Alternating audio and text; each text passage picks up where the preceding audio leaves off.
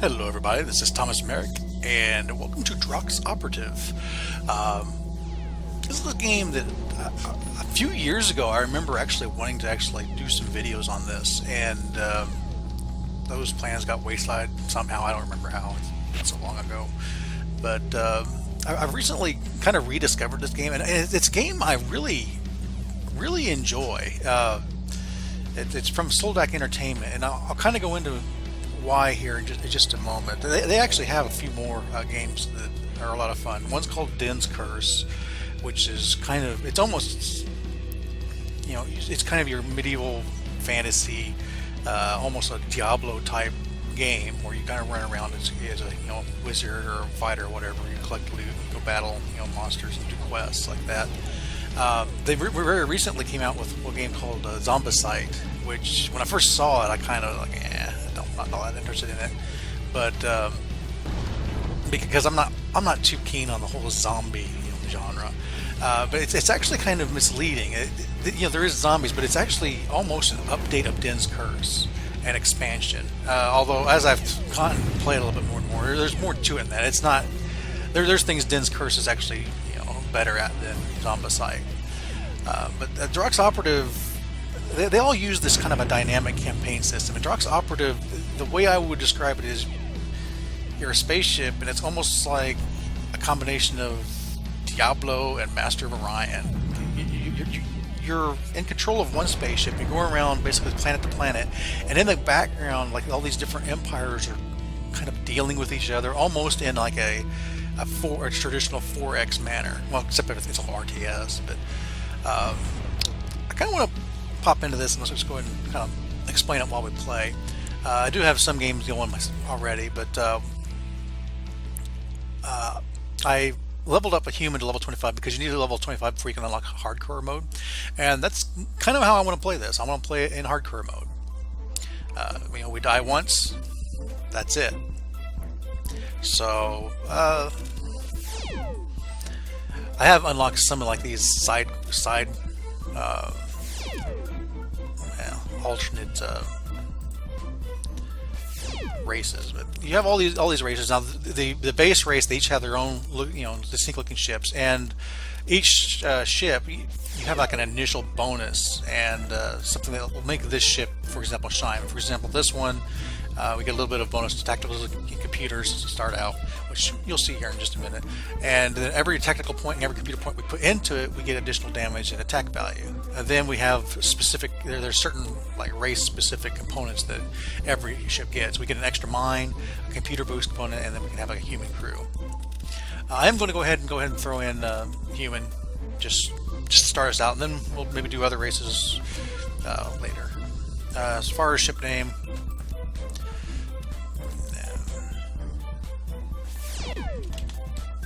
the Peon. There we go. Hardcore mode. Let's get into it.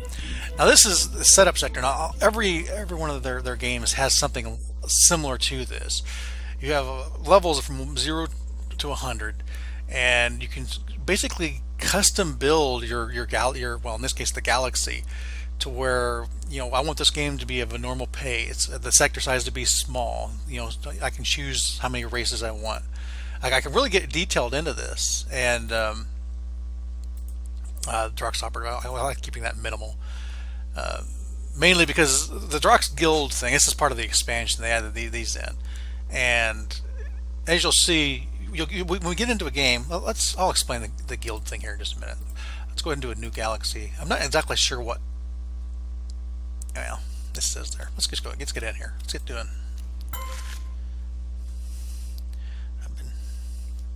Yammering on long enough. I'm going to go ahead and hide help topics because I pretty much know all that.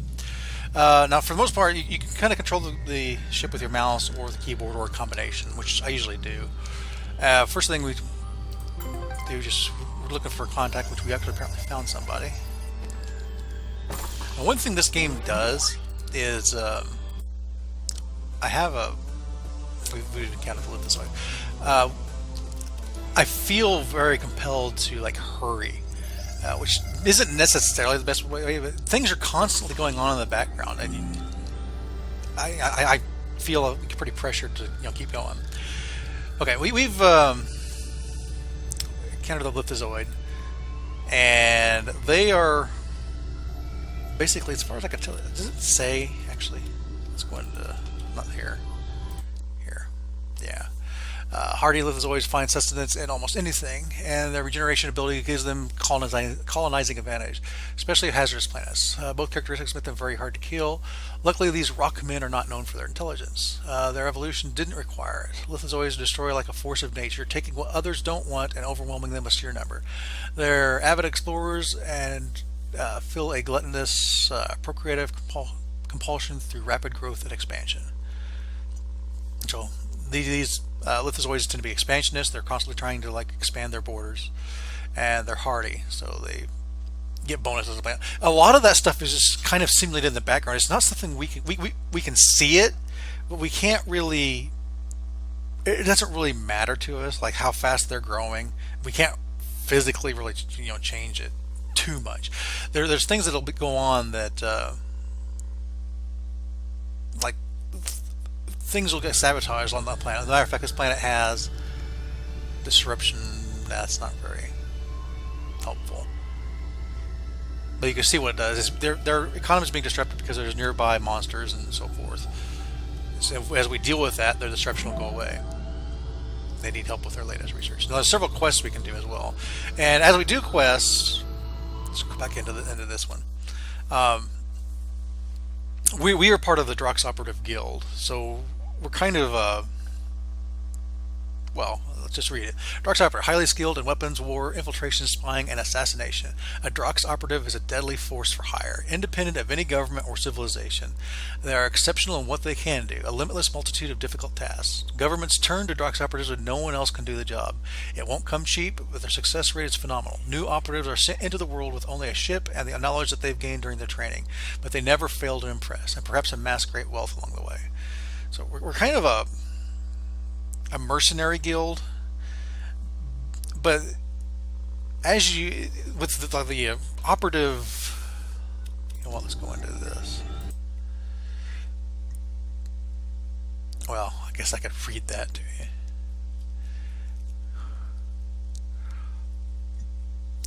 The guild is kind of above the the day-to-day of the empires. They aren't an empire in of themselves, but it's almost like an Illuminati type force. And occasionally the Drox operatives will give you like orders and things they want you to kind of do. You'll get a bonus. This gets like a medium chest reward, which we'll get to eventually should we win a scenario. Kind of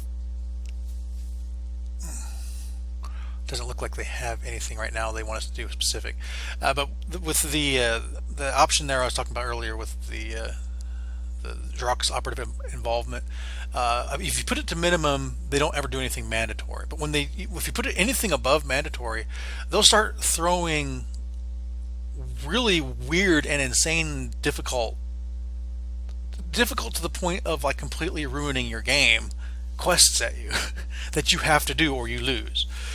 So I always keep that at minimal. We may try to deal with it, later just to see it. But each area here is we have a win condition and we have a lose condition, and either way we move on. Unless, of course, with hardcore mode, if we die, we're done. Normally that is not the case. You can die, and that's part of how you lose. Let's go ahead and look into how we lose.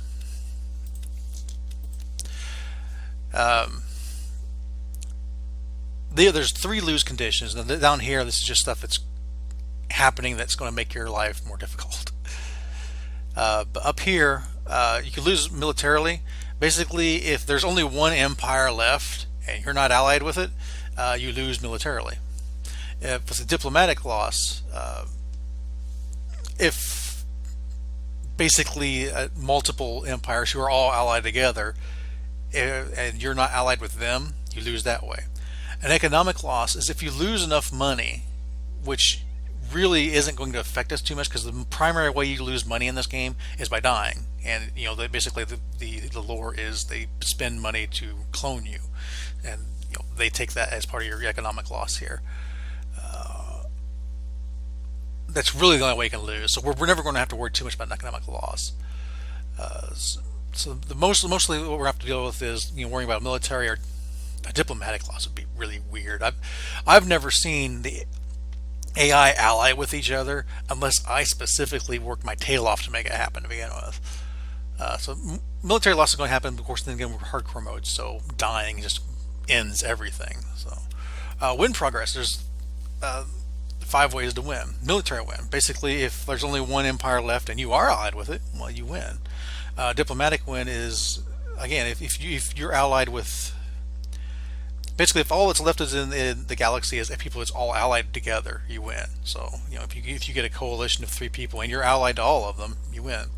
An economic win is if we earn enough money, and it isn't just selling. As a matter of fact, selling stuff doesn't actually affect your economics.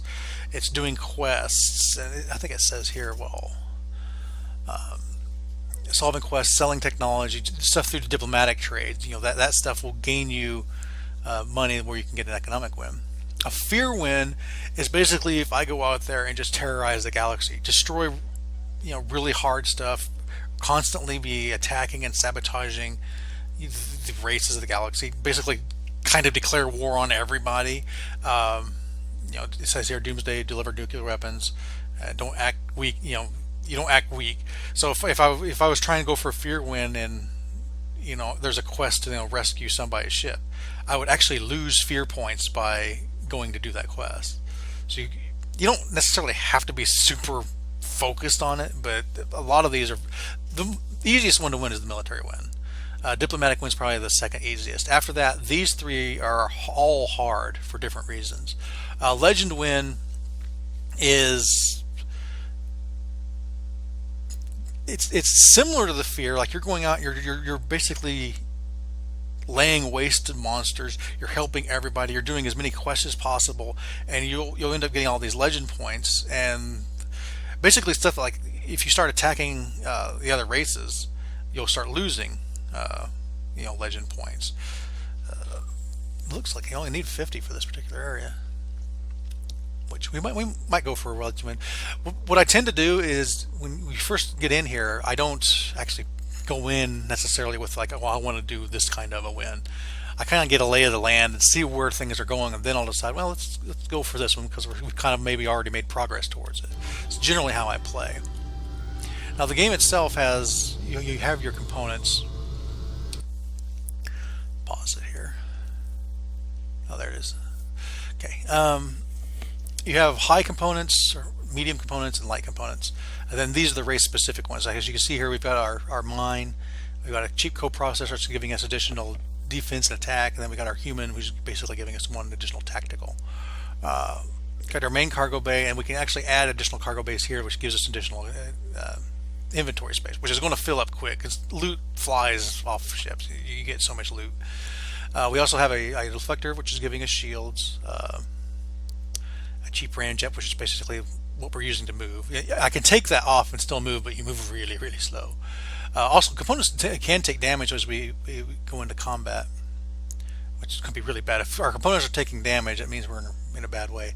Then we got a cheap laser, which we use to shoot stuff, of course. I've got, well, let me unpause here real quick. I can right click and you can identify anything. You don't have to pay for it, although I tend to pay for it when I get, it just speeds things up. It's a better thruster we have, but I also just have like an extra spot here. So, well, actually, you know what? I'm going to equip that this armor. We could use some armor. Takes time for it to actually install, but once it's installed, you're good to go. One of the limiting factors of there's several limiting factors on how you can equip components. One is your stats, which are these stats here. We kind of went over it a little bit, in the bonuses. Like we had a +2 computers, and then we had a +3 to tactical. Plus, we're getting an additional 1 because of our human guy. But these components will gate certain equipment. So you have to have so many points. And then command itself actually gives you bigger and bigger ships as you put points into that. Another way is, I know in Zombicide, I've been playing Zombicide more. Zombicide, like they have a lot of like level gated equipment. I don't remember if Drox does or not.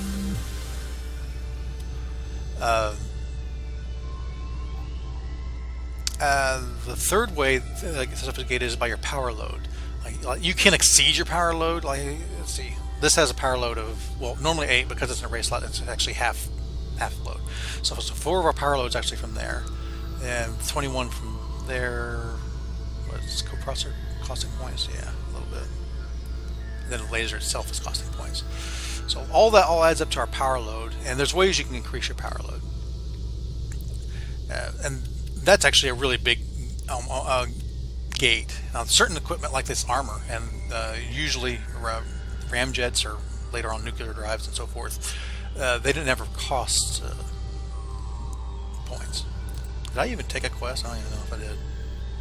Most quests you don't have to take. You just go around doing stuff. But some quests, like this research one, if you don't have the quest, the research clues don't drop. Whereas with this one, if I just went out and destroyed a bunch of female Grimsworms, it would just finish. But I'll go ahead and take the quest just to have it. Let's go ahead and explore this area a little bit. Oh, here's some dryads. They are plant people, basically.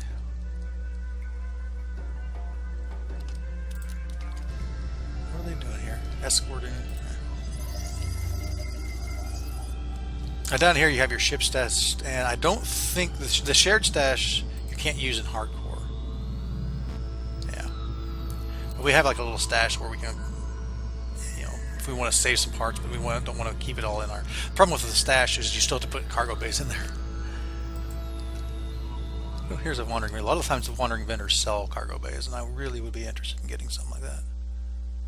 No, I don't see one. The power plants are what gives us power load. Nah, there's nothing really. A lot of times it isn't worth buying upgraded equipment.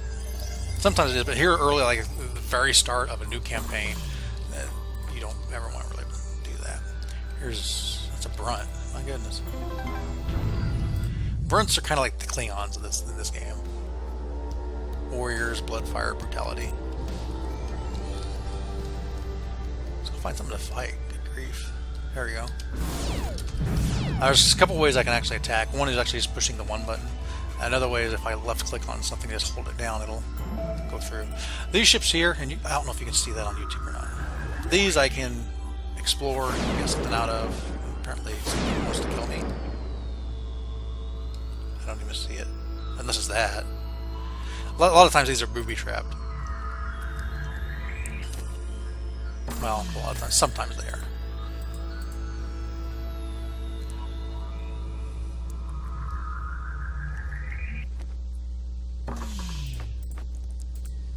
I'm surprised how little enemies there are around here. Let's go back down here. There's a little portal. It's really hard to see. And like I said, I don't know if, like on YouTube, if it's dark enough we can't see it, but there's a little portal here. And if you go through its little pocket dimension, and usually it has some kind of, dialects or just stashes that you can go and get some extra money and loot.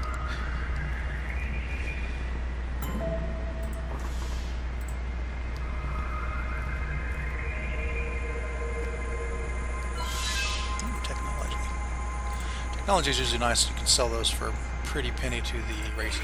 Plus, they like it. Good morning. There we go. You have to actually right-click to get it. Now, the technology is weird because you never really can tell what you have. It's just generally you go get technology, then go here and see if you can sell it. So here you can see they're interested in all this tech. We've got a ram accelerator, which is kind of like a mass driver type weapon, and then a nuclear missile. And generally I don't sell when this happens. Like they're offering all their money for this, so I don't know that I'm necessarily getting the best deal for that, because maybe they would give more, they just don't have the money to do it. Yeah, same here. Okay, here, let's go back. Let's go see people that actually want to pay. You probably don't want to pay. Yeah. Now there's ways I can actually give them money. Like if I go and like trade, that will increase their actual money here. None of these people want to pay, so I'm not going to play. I still want to go find something to fight.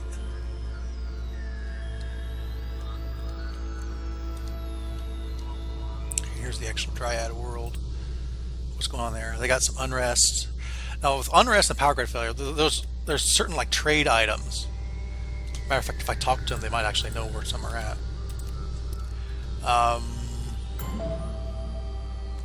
Yeah, some creative, mild, non-lethal weapons would actually get rid of their unrest, and there's some at Belania. So let's go down to Belania, buy that, and then we can just go fix that. The Dryad just sabotaged Belania, which caused their power grid to fail. So now there will be a mission for them to go fix their power grid. You can see it right here. And that's a lot of that stuff it's some of the stuff we can actually do. Like I can go in and sabotage people. Here it is. And usually when you find one of these items, you can just hover over it and see just instantly. It's got the little exclamation, so you know it's for a quest, and you can see where it needs to go. Like we already know this needs to go. I can't afford that. Why? Because I have no money. Duh. How much does that cost? 50? There we go. I'm not used to not having money, but I forgot I've just started the game. Usually you get money pretty quick in this game. Check my time. I didn't actually set my timer until I actually started getting into the game, so I'm not sure exactly what my time is, but we'll go a little bit long. I'm kind of aiming for 20-minute videos. Fertilizer wants to go to, well, first let's sell that. I'll buy that, and we'll figure out where that planet is. But we've solved their unrest problem, which they're happy about. So you get minus fear points because I'm being nice. 1.4 relation. I didn't actually get any legend points, but I did improve my relationship with the Dryads, and that was enough experience to actually level me up. And when you level up, you usually get like a random item. I didn't read what we got a budget RAM accelerator. Whoop-de-doo. I'm not a big fan of the RAM accelerators, but you also get points where you always get 5 points per level, which you put in here. So if I wanted to go ahead and throw the 5 points in here, we'd actually upgrade our ship, which does change the way it looks a little bit. But additionally, what it also did was it gave us an additional light slot. The first time you do it, you get an additional light spot. The second time you do it, you get an additional medium. The third time, you actually just increase the structure of your ship by 50 points, I think it is. Then the fourth time, you'll get an extra heavy. And eventually, you'll get enough where I assume you'll be able to get like 10 of all these components. But you have to invest a lot of points to do that. So maybe your strategy is to not do that. You know, maybe you want to really focus on something else, on something lighter, a lighter ship. Right now, I don't have any kind of focus. I just running around doing my thing. Was this the planet they wanted me to sell that thing to? Yes, it is. All right. We're helping them to terraform. Cool. I like the terraform missions. They usually give you a lot of legend points. Is there anything else you want me to do? Gather 4 ice shards. Okay, let's do that. Start working on terraforming Gintard. In this particular quest, we're just going to see this randomly out here in the world. Ice shards. We'll pick them up.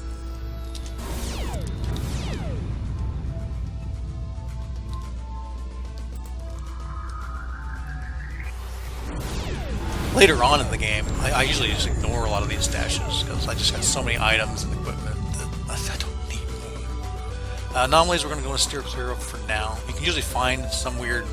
Sometimes you'll find like a credit stash, sometimes you'll get a beneficial effect, sometimes it'll be a negative effect, but also sometimes it's a wormhole and it shoots you across the galaxy and you might not know where you're at.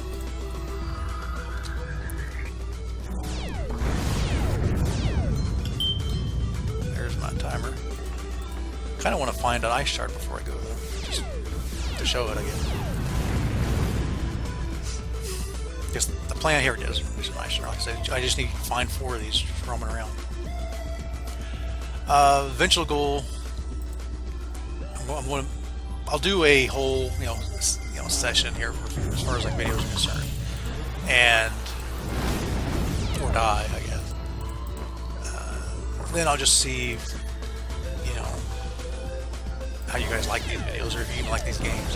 One of the really cool things about this game, in all of the Soultech games is it's actually there's a multiplayer component, which is always co-op. And basically, with Drox Operative, it'd be somebody else roaming around doing the exact same thing I'm doing here, and we would be working together to finish one of these win conditions.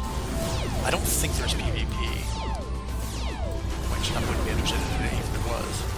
So, you know, this is a game you guys think you would like. You know, it might be fun to have a co-op campaign we do.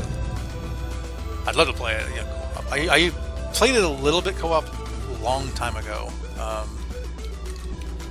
with some friends. They don't play it anymore. So this game, I can't remember when it came out. I think I bought it in 2013 or something like that. I mean, I guess it's not super ancient. Let me see if I can actually free up some space to pick this thing up. Is this a battery pack? That works. Let's just get some extra energy. And I'll pick up the deflectors, and let's go ahead and just pause it and call it there.